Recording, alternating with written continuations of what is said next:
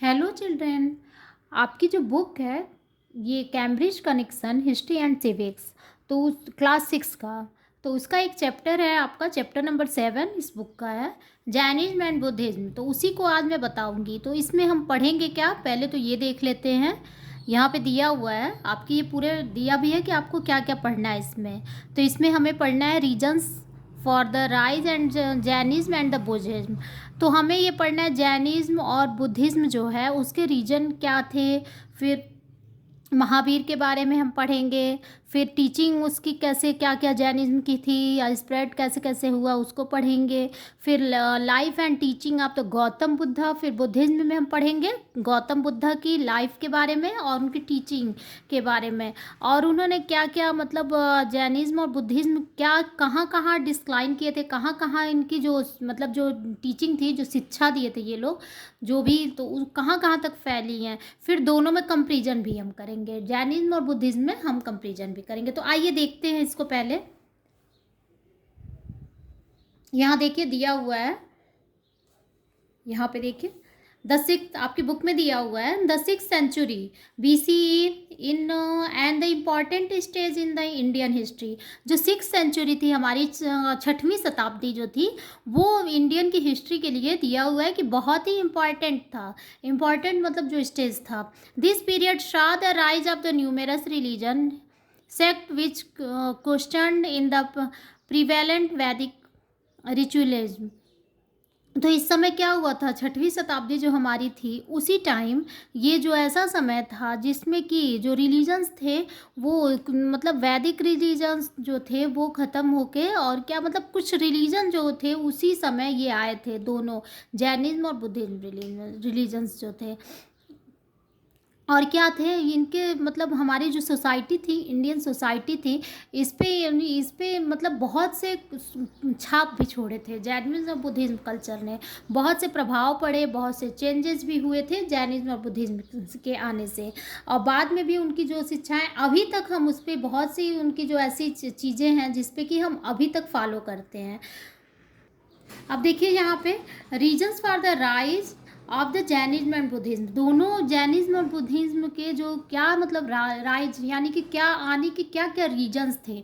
तो जैसा हम देखते थे 6th century के पहले जो था वो क्या था, ज़्यादा लोग हम लोग जो भी थे, जो भी मतलब उस टाइम के लोग थे 6th century के, जो जैनिज्म या बुद्धिज्म के आने के पहले के जो भी लोग थे, वो ज़्यादातर बहुत से अंधविश्वास, बहुत से भगवान, इन्हीं सबों में आस्था रखते थे। तो ये जो आए तो इन हमारी जो कल्चर थी उससे बहुत से सोसाइटी में बहुत से सुधार भी किए। Indian society is in 6th century BC was marked by the social religion unrest, and Vedic society was divided into four वर्णs, ब्राह्मण, क्षत्रिय, वैश्य एंड द शूद्र। जो हमारे इनके आने के पहले के जो भी थे वैदिक पीरियड में, मैंने आपको बताया भी था, तो उस समय 4 जो वर्ग डिवाइडेड थे। जैसे ब्राह्मण पहला था, क्षत्रिय, वैश्य और शूद्र, और सारे जो भी काम होते थे आपने पढ़ा भी होगा पहले, वो उसी के आधार पे होते थे। ब्राह्मण अपना काम करता था, क्षत्रिय का अपना काम था, शूद्र का अपना काम था उन लोगों की सेवा करना, वैश्य का अपना काम था। तो उसी पे ये चलते थे, उसी ढर्रे पे। बट जो क्या हुआ था कि जब ये बुद्ध और जैनिज्म जो आए तो उन्होंने बहुत से सुधार किए हमारे समाज में। उनका कहना था कि सभी लोग बराबर हैं। ये जो था वर्ण व्यवस्था थी वो कुछ भी सही नहीं था। तो उसी के जो आधार पे धीरे धीरे बहुत से चेंजेस हो गए, और जो जो बौद्ध और जो जैनिज्म थे उसके आने के बाद बहुत से सुधार भी हुए हमारे कल्चर में। And each one was the against well defined functions, and each two higher ones enjoy the power and prestige and the privileges. The Vaishya were the principal taxpayer. The Shudra served three higher ones and were to the most exposed. मैंने बताया ही आपको, ये जो शूद्र था वो तीनों वर्णों की सेवा करना इसका काम था। The varna divided society generated social tension, Kshatriya resentment to the domination of the Brahmans, and growth of the trade led to the improvement of the economic condition of the Vaishya. Vaishya जो का काम क्या था, वैश्य जो थे इकोनॉमिक कंडीशन को देखता था उस टाइम, और यही सब था, यही हमारा जो सोशल वो जो था स्ट्रक्चर था। जो ब्राह्मण थे उनका काम था संस्कृत, और ये हमें पढ़ाते थे जो भी उस समय के लोग थे उनको ब्राह्मण जो थे संस्कृत में शिक्षा दी जाती थी। गुरुकुल होते थे उस टाइम, गुरुकुल में ये जो भी शिक्षा दी जाती थी वो ब्राह्मण देते थे, ब्राह्मण वर्ग के लोग। और वो क्या करते थे, हमें जो भी शिक्षा उस टाइम दी जाती थी वो संस्कृत में दी जाती थी। और इस टाइम क्या था कि बहुत से जो फिलासफर थे, बहुत से टीचर्स थे, वो उन्होंने अपना बहुत सा सिद्धांत दिया, बहुत से अपने रूल्स बनाए। और उसी time among them the most important one were the Vardhaman Mahavir and the Gautam Buddha. लेकिन उनमें से सबसे इम्पॉर्टेंट वर्धमान महावीर और तो गौतम बुद्धा थे। उन लोगों ने अपना जो भी सिद्धांत है, जो भी मतलब अपने जो भी रूल्स दिए, रेगुलेशन दिए, उन्होंने दिए। अब ये देखिए जैनिज्म को हम पहले देखेंगे। यहाँ पे दिया हुआ है Jainism. Jainism is one of the oldest religion of the world. Jainism तो है जो कि एक ऐसा जो कि रिलीजन है जो कि सबसे पुराना है, क्योंकि हमें हमारे जो भी इतिहास था उसमें जैनिज्म और ये जो मतलब 6वीं शताब्दी में जो जैनिज्म और बुद्धिज्म आए उनका ही जो था वो महत्वपूर्ण योगदान रहता है। तो हम उन्हें जैनिज्म को ही अपना सबसे ओल्डेस्ट रिलीजन मानते हैं, क्योंकि उसके पहले का कोई बहुत वैल्यू नहीं दिया जाता है। According to the Jain tradition and the person of the great teachers lets them the path of the dharma. और ये क्या हो गए थे, जैन जो थे और the teacher called to the तीर्थकर।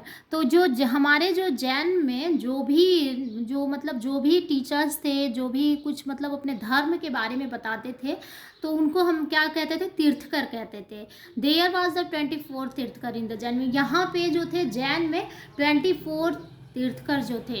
And the first was the Rishabh Dev. और इनके पहले तीर्थकर जो थे वो ऋषभ देव थे। और सबसे फेमस जो थे वो महावीर थे। सबसे फेमस जो थे महावीर थे, और पहले तीर्थकर थे जो थे वो ऋषभ देव थे। अब Mahavir was the 24th and the last Tirthankar. और महावीर जो थे वो 24 तीर्थकर थे और लास्ट तीर्थकर थे जैन के।